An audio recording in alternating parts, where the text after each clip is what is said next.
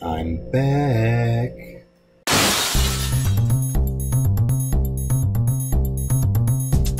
What's up YouTube? I'm Sutton Haye, and I'm making this video to kind of explain where I've been, why I haven't been doing videos as much, and what I plan on doing in the future. And it's weird for me to say all that because I'm assuming there's an audience, and I think maybe a couple of my videos have gotten more than 100 views. I know very well where I stand at this point. And I'd love to be able to say that I'm doing this because somebody or a group of people asked me to please make more videos, but it's just not the case. I'm doing this because I like it and because one day I want to be able to look back and go, yeah, that's where I was. And I put it up, you people saw where I was, now look at how far I've come. And that's kind of been the whole motivation for this thing. The first little video I recorded on my phone, which unfortunately I lost because I had to wipe the computer that was on due to some technical issues. As a side note, if you're going to build your own gaming computer, it's great, it's what I'd recommend, but you're probably going to have to wipe everything at least once and do a clean reinstall of Windows, but that's another tale for another day.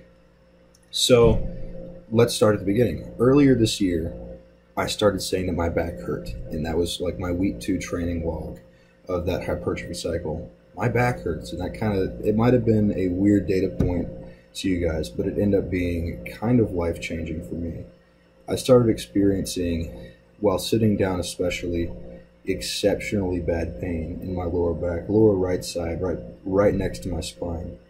And I didn't know why. I did all the exercises I could to fix it. I rested a ton, but nothing was working, and it was searing pain. Whenever I'd sit down for more than 15 minutes, my back would be on fire and just shooting pain signals up my back, up my spine. And I couldn't take it anymore. And you know, you go to the gym and it actually hurt less while I was lifting than just walking around and doing everything in normal life. But it still wasn't enough. It still wasn't enough for me to be able to make progress. And in fact, I just kept on getting weaker and weaker. So to kind of add context for this, last fall 2016 was the first time I was like, I'm gonna really start bulking. I started at like 230, which was already an impressive number because I built up, I think the most impressive weight gained in a frame of time is around 50 pounds in a year and a half. Now, of course, that wasn't clean. And I find it hilarious that now I have people accusing me of using steroids when what I say in response is like, guys, if this is what I look like whenever I'm taking steroids, I'm ashamed of myself because body fat was still so high. So the highest number I ever saw on a scale was just before Christmas break. I weighed in at 256. Scale read 259. I took away 3 pounds for clothes and stuff, as I always do. But I know I kept on getting bigger after that because you could tell visually. And so the heaviest I got was around 260 at 6'3" and wasn't clean. I looked like a giant Coke can walking around, just a cylindrical worm-looking thing. It wasn't an appealing aesthetic, but I didn't care about looks. And to some extent, I still don't. I want to be as strong as possible. So, built up to 260, and those last videos you can see on my Instagram from 2016, my all-time deadlift PR was 415 pounds that I pulled at 260, and it was a slow pull. I threw it down, and it was everything I had. So, pretty weak considering my body weight, and the fact that I've been training for almost 5 years. Best squat was 365. I was more proud of that because building a squat from the ground up was kind of a lone venture for me. Everyone else in my family seems to have a very bent over, good morning style squat, which is not a problem. These guys have exceptionally strong backs and they squat like it. But I built this upright, going all the way down, laying my hamstrings on my calves and pausing it and then coming back up. So building my squat was a lot of fun, and I'm still proud of that 365 lift and can't wait to do it again. So the beginning of the year, I'm sitting at 260. I'm going back up to school and I can't take it anymore. I got to cut. So I hopped on a 500 calorie deficit to start. I was training at 6 a.m., going in sessions twice a day, working a little bit of cardio in here and there. I cut sodas out. I was eating, definitely prioritizing protein. I didn't cut out carbs or fat entirely ever. I maybe had 1 or 2 weeks where I was pretty disciplined on not having any fat or sugar, but that didn't stick. So, but I started losing weight, but the back pain kept on getting worse. And I stopped making videos early in the spring for two reasons. One, because nobody was watching. And that was kind of discouraging because I had had this romantic vision in my head of, just put it out there, be a likable personality, and people are going to start watching. But that's just not the case. And then two, the second reason was I was too weak to do things I was proud of. I mean, with a belt on, for me, the height of a tire deadlift, pulled 365 with a rounded back, and it looked terrible. It had context to this whole back deal. It's not like I was lifting a sloppy form and was proud of it. In fact, if you've watched the earlier videos on the channel, there's not many. You'll know that I have put a lot of attention into my form, especially my deadlift form, to make sure I do it right. And flat back and making sure everything fires correctly and lifting the bar in a straight line over midfoot. You think you can't go wrong. Well, here's the thing about even visually perfect lifts. The best coach in the world still can't see under your skin. And so there could be things going wrong that you just don't know about. And I think that's what the case was for me. So I stopped making videos. In April, the pain got so bad that I couldn't function as a student. I said sitting down for 15 minutes brought searing pain. Sitting through hour and a half classes throughout the week was just torture. Paying attention in class was hard enough, but then whenever it came time to, I have a paper due, I got to sit down and write a paper. That just didn't happen. And of course, I could use that as an excuse. Well, I couldn't do the work, I couldn't sit down. But there's always a way. I could have laid down in bed. I could have, stood up and piled some things on my desk to have a standing desk. There's a million different ways I could have gotten the work done, but I let it beat me. And I had a few pretty significant emotional stresses in my life that I let get to me and paralyzed me. And so my cut throughout the spring was less of a disciplined diet. And I started, running twice a day at one point. It was less of that and more that I just couldn't eat, sleep, or train. And so without the training, without the calories, without the sleep, of course I'm going to lose weight because your body doesn't want to be big. Your body doesn't naturally want to walk around at 250, 245 pounds if you're not doing the work that demands that kind of size and strength. So I started losing weight. It was an unintentional cut, and I didn't even really look that good at it. Started emotionally eating, which brought back a lot more fat and went up to like 245 or 250 at the start of the summer. So in May, the big thing that kept me out of making progress was I went through a breakup. It's a relationship that went on for a long time, and it came to an end. It was very devastating for me, and I'm not here to talk trash or throw shade or anything like that. It ended, and the beginning of the summer, all of it ended. Everything that went down happened during finals week. So if I let a little back pain be an excuse to not turn in papers, imagine what I let a breakup do to me. I didn't function during finals the way I should have, and I landed myself in academic probation. And so back in Texas for the summer, I couldn't eat, sleep, or train because of the stress and the depression that followed that breakup. And so weight loss started happening quick. And not like I was just eating badly. There were 2 or 3 days at a time where I can't remember eating anything, and I know I didn't. I had to stay hydrated, but as far as food is concerned, didn't do it. And I maybe trained a total of 20 times over the summer, and I paid $120 or whatever on day one just to get a membership to the gym I was going to. But yeah, that was tough. So the good things that happened over the summer are that I was working 2 jobs, and that was amazing because it allowed me to keep my mind off the things that I've been going through emotionally, off of school, off of the fact that I was hurting and felt weak and stuff.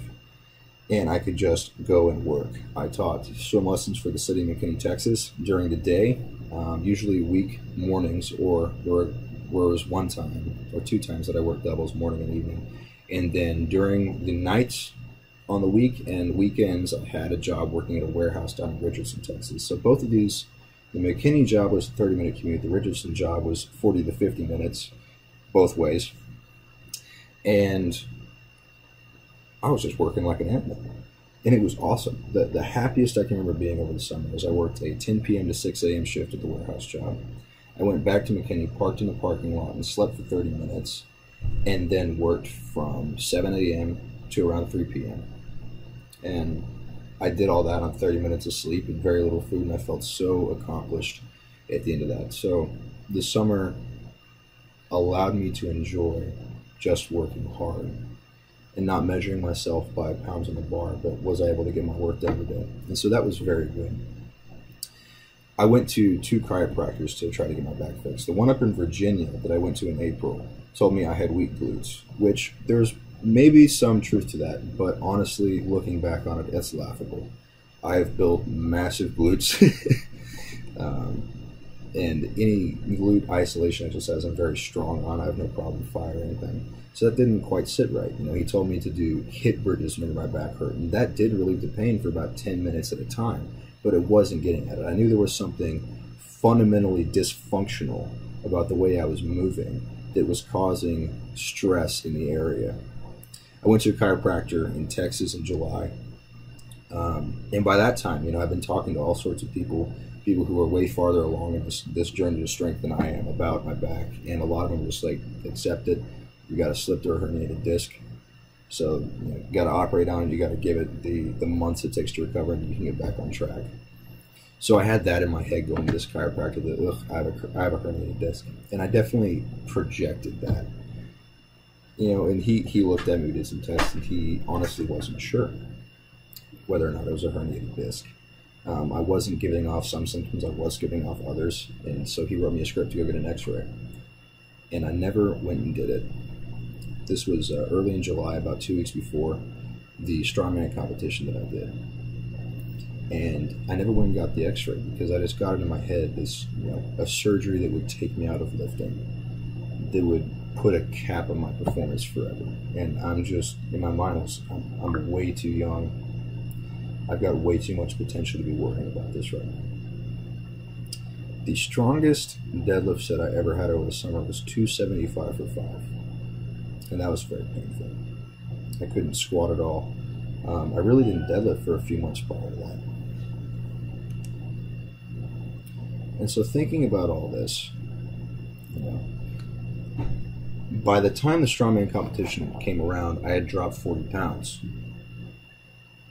Between 30 and 40. I was around 215 and 220 the week before, and I was, this has got to end. I've got to put on some size. I've got to start eating again, just so I can have the energy to train, if nothing else. So I started eating like a maniac in the 10 days before the competition, and competed right at 225.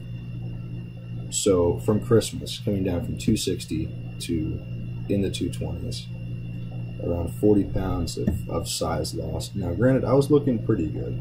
You know, it wasn't, the majority of what I lost was fat, because, you know, the warehouse job was manual labor. Then teaching swim lessons, I was swimming all the time. And I had to, you know, keep my lifeguard certification at least once a week, go in and do one of those workouts. But to stay in shape for that, I was effectively doing a lot of cardio. And getting in the water and swimming every day proved to be very good PT. And looking back on that, that was great. So I walked into the strongman competition, the lightest I had been in a long time, feeling weak. I didn't quite perform. I did pretty well, considering some of the mix-ups that happened that day. I ended up having this terrible looking 500-pound frame deadlift, which they misloaded or didn't count the weight of the frame correctly, so it's really 480. It's a 20-pound PR on what I got in the spring, and was within the window of what was acceptable.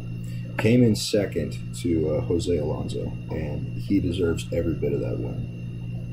This is, I know this video is running long, whatever. It's a rambling video at this point. Let me tell you about Jose.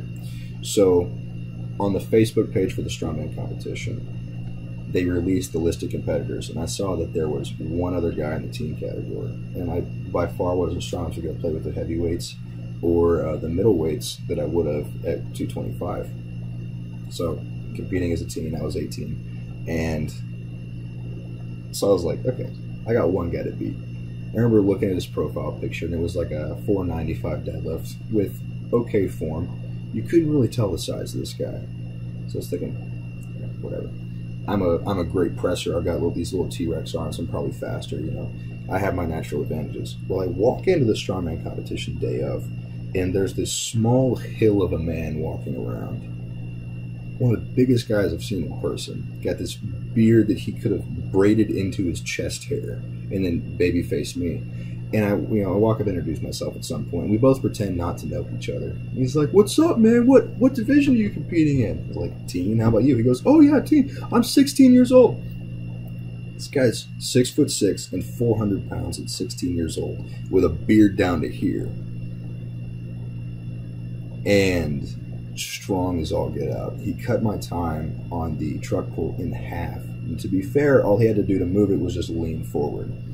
So, I mean, I gave it my best, but considering the year and the summer and the work that I failed to put in, I performed far better than I deserved to.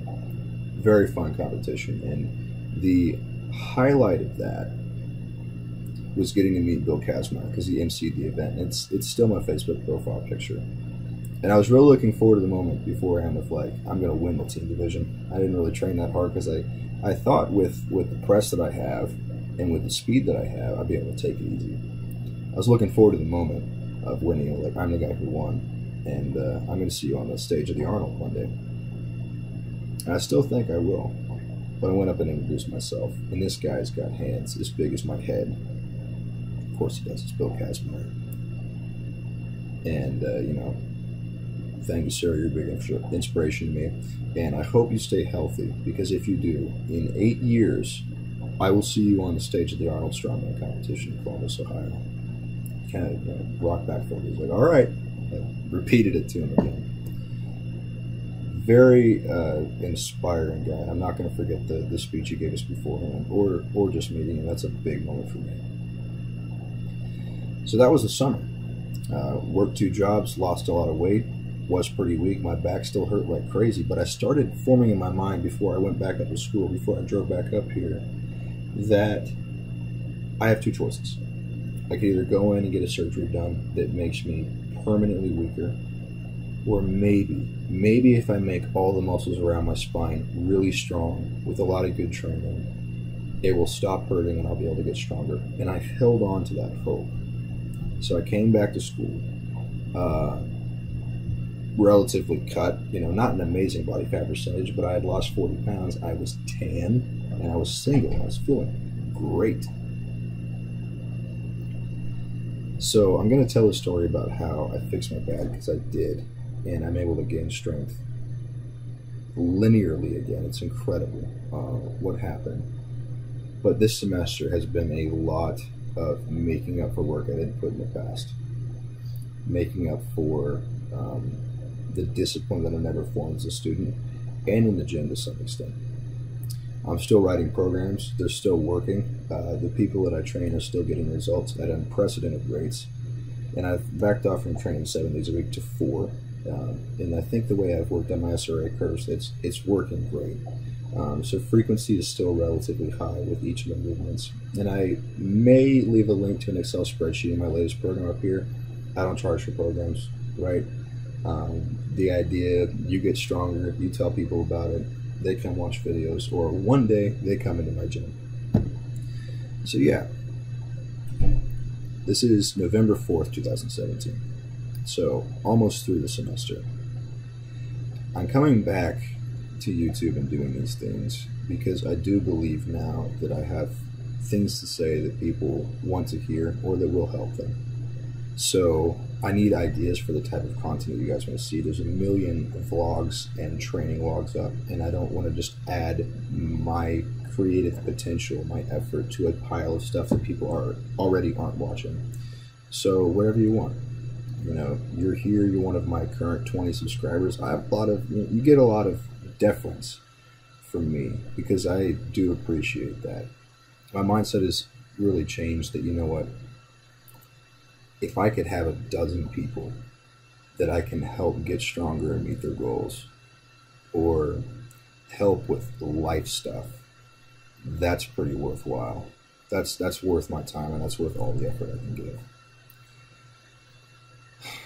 So at the end here, glad to be back. If you stay with me through this rambling video, thank you. Leave a comment over how you think I fixed my back, and whenever you want to see that video, leave a comment about your best experience working more than one job, because that is something I am fascinated with. It was very surprising to me how much I enjoyed that. And if you want to see more rambling, if you want to see more of me, if you want to see more lifting or more programs or anything else, just go ahead and subscribe. I won't tell anybody if you do. Seriously, just you know you didn't put this into full screen. Just go ahead. It's right there below the video. Just go ahead and click on that. Go ahead and click on that. I'm not going to tell you to turn notifications on. I hate it when YouTubers do that. We done it? No? I'll wait. I'll leave this thing running for an hour until you do it. You already are subscribed? Okay, cool. And if you're mad about it, just subscribe and then dislike. You know what? I don't really care about those videos again. I really appreciate those of you who do stick through this whole thing. And I'm happy to be part of a community where people just love getting stronger and love improving themselves. That makes all of this and everything I can give worthwhile. So everybody, I'm Sutton Haye with Founders Barbell. Thank you so much for watching, and I'm going to be uploading a little bit more flashy videos, a little bit shorter, very soon.